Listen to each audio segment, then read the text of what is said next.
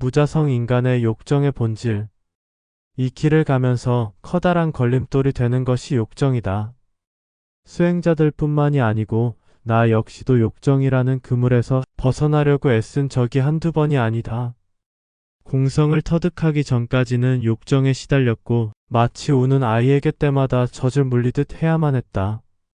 쾌락을 원해서라기보다는 그러지 않으면 집중이 안 되고 자꾸 여자 생각이 나면서 욕구불만으로 자리 잡는 느낌이 싫어서였다.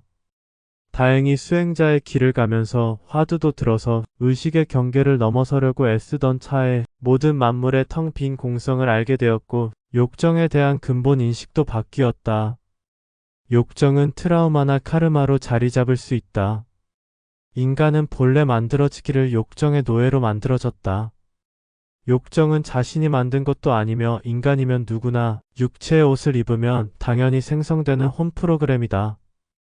만약 인간이면서 욕정이 없다면 그는 인간이 아니며 인간 프로그램의 오류이며 결함이다. 이는 영혼이 비약하거나 없는 부정란이다. 반면 영혼이 있으며 풍부한 감정을 지닌 유정란은 욕정이 강하기에 그만큼 억제하기 힘들어진다. 즉 인간은 자신의 의지로 인하여 욕정이 생기는 것보다 육체의 옷을 입었기에 자연스럽게 욕정이 생기는 것이다. 따라서 욕정이 카르마로 전이될 이유는 없다. 욕정을 통하여 자신이 타인에게 피해를 주지 않는다면 욕정은 그 자체로서 무죄이다. 욕정에 집착을 일으켜 사건과 사고를 만든 것이 문제다. 욕정은 우선 구체적 대상을 갈구하게 되고 누군가를 사랑하고 싶은 마음으로 더 칠해진다. 인간이 연인이라고 하는 대상에게 사랑을 느끼고 서로 간의 감정을 공유하길 바라는 것은 자연스러운 것이며 불경스럽거나 잘못된 일이 아니다. 문제는 이런 사랑의 감정이 탐욕을 낳고 시기와 질투 그리고 애증의 갈등으로 확대 재생산되어 결국 괴로움으로 변질한다는 점이 문제이다. 욕정은 크게 보면 사랑하는 사람에 대한 욕정과 무작위 욕정으로 나누어 볼 수 있는데 문제가 되는 것은 육체적 본능에 의한 무작위적 욕정이다. 특정 대상이 없는 무작위 욕정은 유전자에 각인된 욕정으로 자신의 의도와는 상관없이 육체적 프로그램 때문에 작동하는데 욕정이 시도 때도 없이 발동하니 여간 곤혹스러운 일이 아니다. 마음먹고 금욕하여도 스트레스만 늘어나니 집중이 안 되는 것은 당연하며 매번 육체의 소리에 패하고 만다. 그렇게 시간은 흘러가고 어느덧 죽음에 이르러서야 욕정은 붉은 꽃잎 떨어지듯 사그라진다.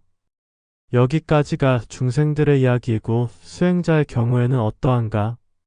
수행자는 각자마다 다양한 사연들로 수행자의 길에 발을 디딘다. 욕정에 대한 환멸을 통하여 혹은 연인에 대한 배신 때문에 좌절과 괴로움을 통하여 등등 나열하면 끝이 없을 것이다. 아무튼 수행자의 욕정은 어떠한가?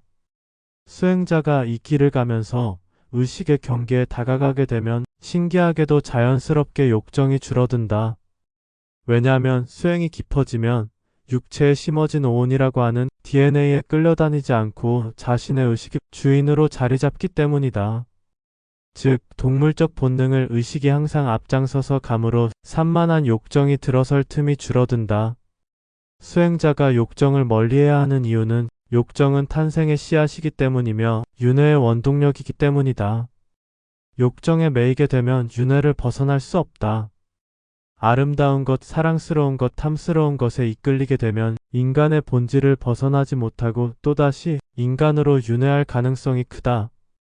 윤회에서 벗어나려는 사람은 제일 먼저 욕정을 지배해야만 한다. 수행자는 욕정이 카르마로 남거나 트라우마로 전이 돼서는 안 된다.